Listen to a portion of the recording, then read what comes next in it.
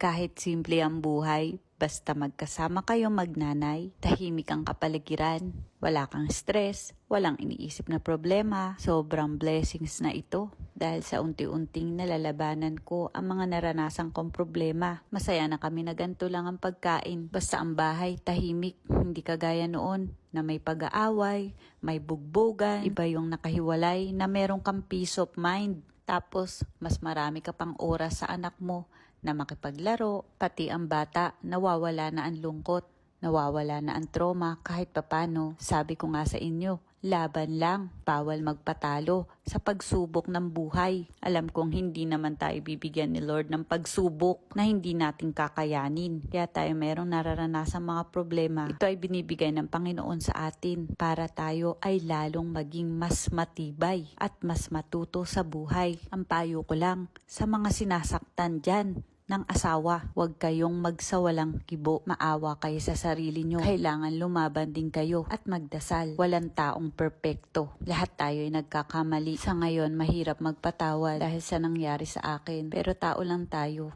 Kung ang Diyos nga nakakapagpatawad, tayo pa kayang mga tao. Hindi masamang magmahal at magpatawad ng taong sinaktan ka. Pero isipin din natin unang-una ang ating sarili at ang ating anak.